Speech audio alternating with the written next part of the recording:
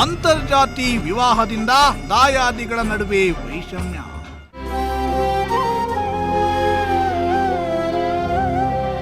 ತಾಯಿ ಮಗನ ಮೇಲೆ ಮಚ್ಚಿನಿಂದ ಹಲ್ಲೆ ನಡೆಸಿದ ಕಿಡಿಗೇಡಿಗಳು.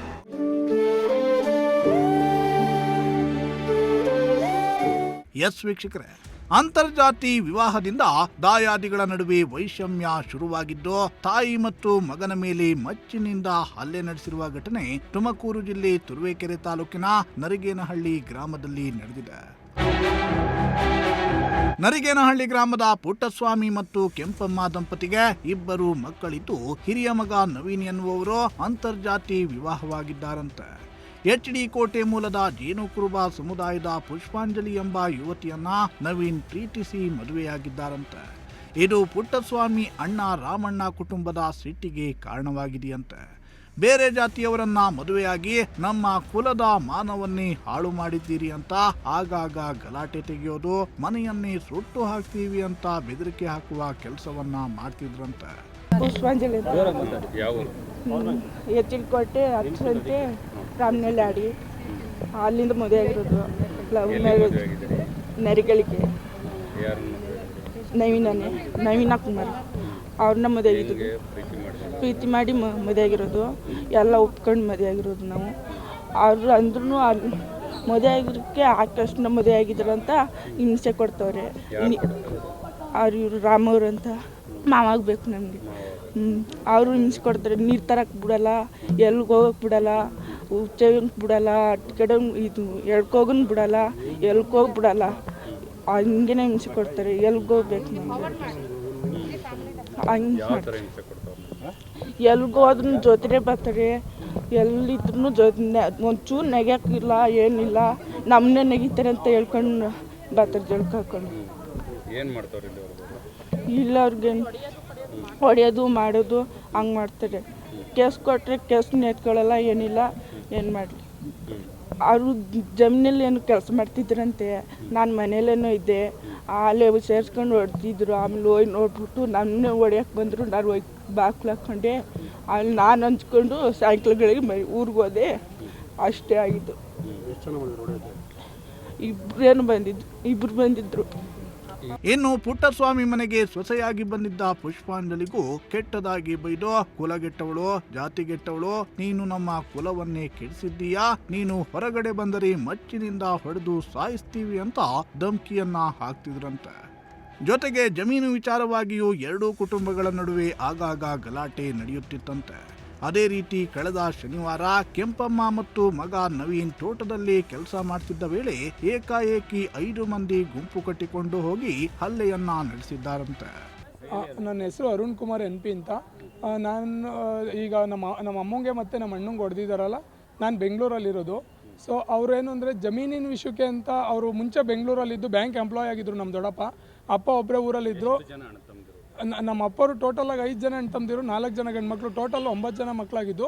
9 ಜನಕ್ಕೂ ಕೂಡ ಭಾಗ ಹೋಗಬೇಕು. ಬಟ್ ಅವರೇನು ಅಂದರೆ ನಮಗೆ ಸುಮಾರು 15 ಎಕರೆ ಜಮೀನಿದೆ ಸರ್. ಅದರಲ್ಲಿ ನಾನು ಕೇಳಿದ್ದು ಬಿಟ್ಬಿಡಿ, ನರಗಳ್ಳಿ ಸರ್, ತುರುವೇಕೆರೆ ತಾಲೂಕು ನರಗಳ್ಳಿ ಗ್ರಾಮದಲ್ಲಿ ಸುಮಾರು 15 ಎಕರೆ ಜಮೀನಿದ್ದು. ನಾವು ಕೇಳಿದಷ್ಟು ನಮಗೆ ಬಿಡಿ, ನಮಗೆ 8 ಎಕರೆ ಬಿಟ್ಟು ಮಿಕ್ಕಿದ್ದು ಮಾಡ್ಕೊಳ್ಳಿ, 5 ಎಕರೆ ಬಿಟ್ಟು ಮಿಕ್ಕಿದ್ದು ಮಾಡ್ಕೊಳ್ಳಿ ಅಂತ ನಮ್ಗೆ ಯಾವಾಗಲೂ ಜೀವ ಬೆದರಿಕೆ ಹಾಕೋರು. ನಾವೇನು ಅಂದರೆ ಅದಕ್ಕೆ ಕೋರ್ಟ್ ಹಾಕಿದ್ವಿ. ರಾಮಣ್ಣ, ಲಕ್ಷ್ಮಿ ಮತ್ತು ಮಗ ಮಹೇಶು ಮತ್ತು ಇನ್ನೊಬ್ಬ ಮಗ ಚೇತನ್ನು ಅವರು ಆಗ್ತಾಯಿದ್ರು. ಅವ್ರ ಜೊತೆಗೆ ಮಹೇಶ್ ಅನ್ನೋರು ಮೊದಲನೇ ಮಗ, ಚೇತನ್ ಅನ್ನೋರು ಲಾಸ್ಟ್ನೇ ಮಗ. ಇಬ್ಬರು ಮಕ್ಕಳು, ಹೆಣ್ಮಕ್ಳಿದ್ದಾರೆ. ಬಟ್ ಅವ್ರೇನು ಏನಕ್ಕೂ ಬರೋಲ್ಲ. ಸೊ ಇವ್ರು ಗಂಡು ಮಕ್ಕಳು ಮತ್ತು ಅವರು ಗಂಡ ಹೆಂಡತಿ ಸೇರ್ಕೊಂಡು ಯಾವಾಗಲೂ ಟಾರ್ಚರ್ ಮಾಡ್ತಾ ಇದ್ದಿದ್ರು. 2ನೇ ಮಗ ಸರ್ ಅವರು. 2ನೇವ್ರಾಗಿದ್ದೀವಿ. ಮೊದಲನೇವರು ತೀರೋಗಿದ್ದಾರೆ ಸರ್ 2002ರಲ್ಲೇ. ನಮ್ಮ ದೊಡ್ಡಪ್ಪ ಅವ್ರಿಗೆ 2 ಹೆಣ್ಮಕ್ಳಿದ್ದಾರೆ.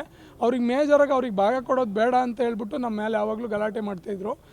ಆಮೇಲೆ ಅದನ್ನ ನೋಡಿದ್ಮೇಲೆ ನಾವೆಲ್ಲ ಕೋರ್ಟಲ್ಲಿ ಕೇಸ್ ಹಾಕಿದ್ವಿ.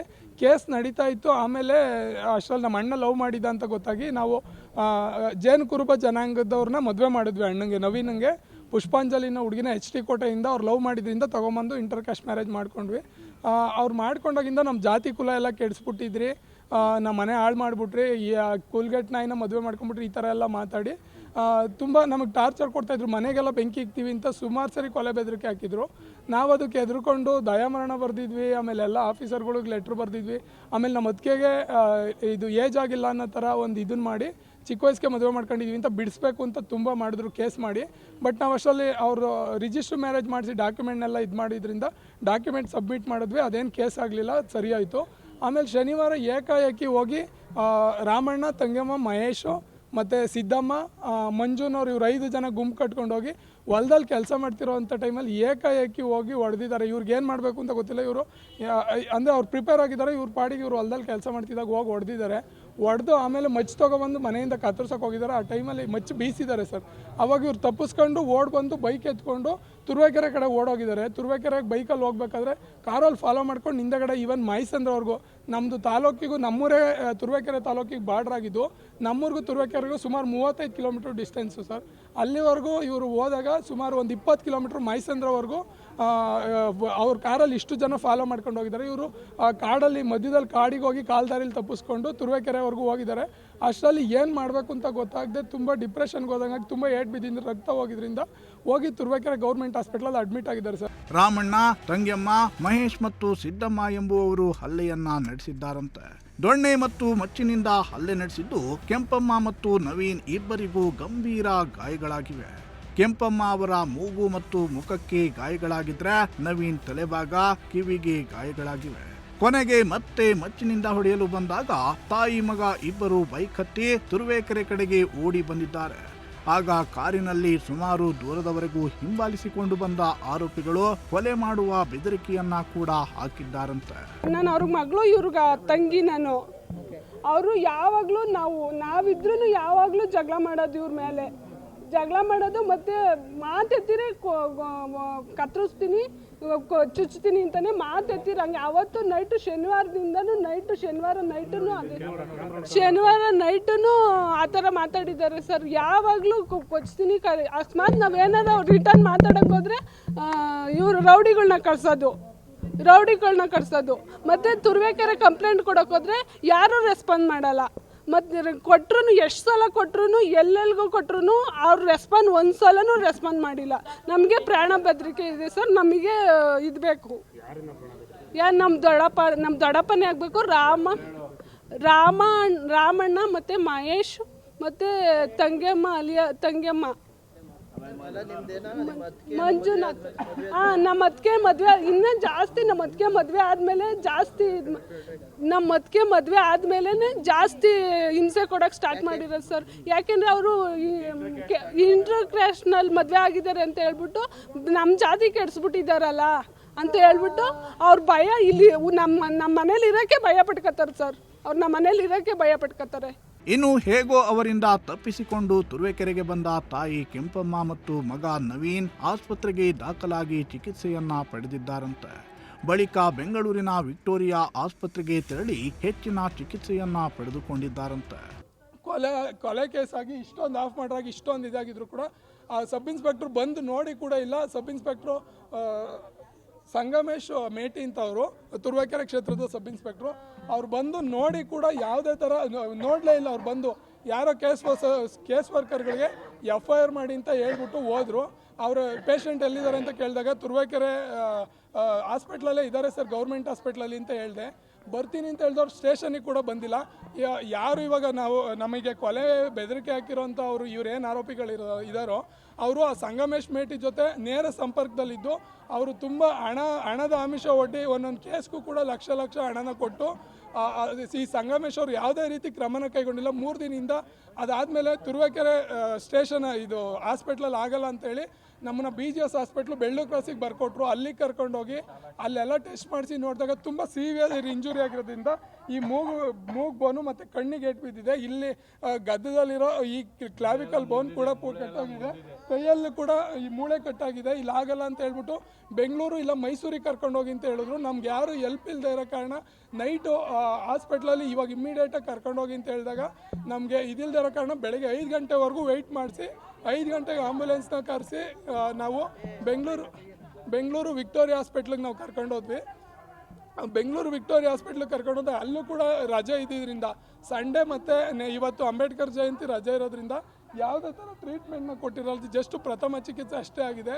ಇಷ್ಟಾದರೂ ಕೂಡ ಅವರು ಏನು ಸಂದೇಶ್ ಮೇಟಿ ಅವರು ಇದ್ದಾರೋ ಅವರು ಬಂದು ಬರೀ ನಮ್ಮನ್ನೇ ಬೆದರಿಸ್ತಿದ್ದಾರೆ. ಅವರು ಬರೀ ಏನು ಅಂದರೆ ಜಸ್ಟು ಇದು ಮಾಡಿ ಬನ್ನಿ ಸ್ಪಾಟ್ ಮಾಜೂರಿಗೆ ಬನ್ನಿರಿ, ಎಲ್ಲಿದ್ದೀರಾ ನೀವು ಅಂತ ಹೇಳ್ತಿದ್ದಾರೆ. ನಾವು ಹಾಸ್ಪಿಟ್ಲಲ್ಲಿ ಇದ್ದೀವಿ ಅಂತ ಹೇಳಿದ್ರು ಕೂಡ ಅವ್ರು ಕೇಳ್ತಾ ಇಲ್ಲ. ಇನ್ನು ಇದೆಲ್ಲ ಆದ ಬಳಿಕ ತುರುವೇಕೆರೆ ಪೊಲೀಸ್ ಠಾಣೆಗೆ ತೆರಳಿ ಘಟನೆಯ ಬಗ್ಗೆ ದೂರು ನೀಡುವ ಕೆಲಸವನ್ನ ಮಾಡಿದ್ದಾರಂತೆ. ಆದರೆ ತುರುವೇಕೆರೆ ಪೊಲೀಸರು ಯಾವುದೇ ಸ್ಟ್ರಾಂಗ್ ಸೆಕ್ಷನ್ಗಳನ್ನು ಹಾಕದೆಯೇ ಎಫ್ಐಆರ್ ಅನ್ನ ದಾಖಲಿಸಿದ್ದಾರಂತೆ. ಪ್ರಕರಣ ದಾಖಲಾದರೂ ಪೊಲೀಸರು ಯಾವುದೇ ಕ್ರಮವನ್ನ ಕೈಗೊಂಡಿಲ್ಲ ಅಂತ ಆರೋಪಿಸಿ ಇವತ್ತು ತುಮಕೂರಿನ ಎಸ್ಪಿ ಕಚೇರಿಗೆ ಆಗಮಿಸಿ ನ್ಯಾಯಕ್ಕಾಗಿ ಮನವಿಯನ್ನ ಮಾಡಿಕೊಂಡರು. ಬ್ಯಾಂಡೇಜ್ ಸಹಿತವೇ ಎಸ್ಪಿ ಕಚೇರಿಗೆ ಆಗಮಿಸಿದ ತಾಯಿ ಮತ್ತು ಮಗ ಎಸ್ಪಿ ಕಚೇರಿ ಮುಂದೆಯೇ ಮಲಗಿ ಧರಣಿಯನ್ನ ನಡೆಸಿದ್ರು. ಇಲ್ಲ ಸರ್, ನಮಗೆ ರಕ್ಷಣೆ